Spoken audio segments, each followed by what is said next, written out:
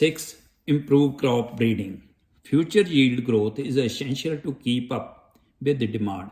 Conventional breeding, the selection of best performing crops based on genetic traits, accounted for around half of historical crop yield gains.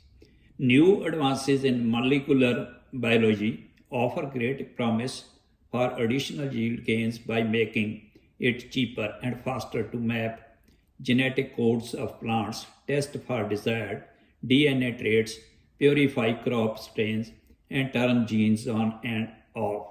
Actions to take include significantly increasing public and private crop breeding budgets, especially for orphan crops like millet and yam, which are regionally important but not traded globally.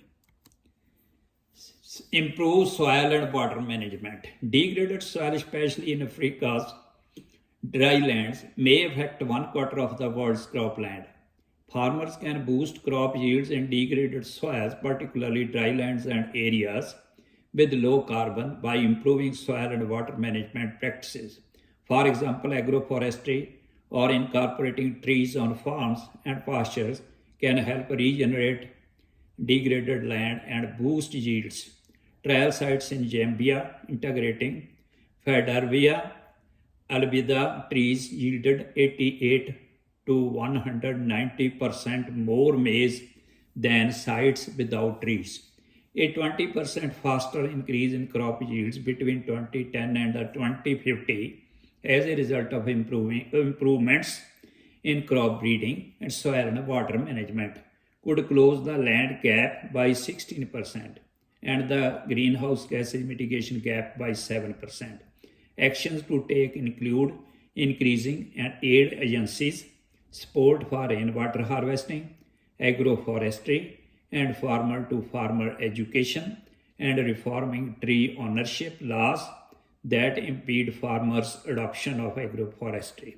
Agencies can also experiment with programs that help farmers rebuild soil health.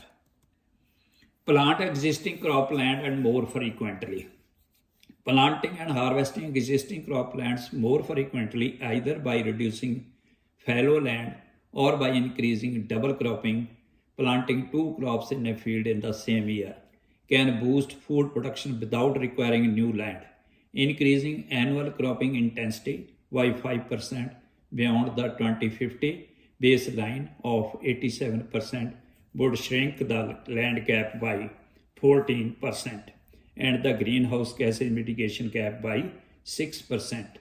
Researchers should conduct more specially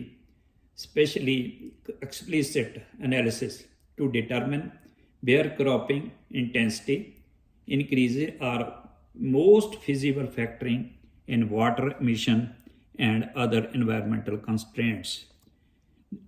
Adapt to climate change.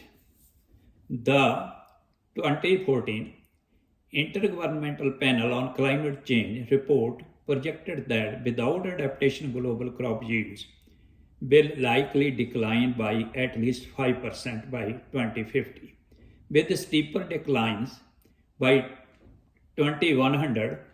For example, growing season in much of sub-Saharan Africa are projected to be more than 20% shorter by 2100.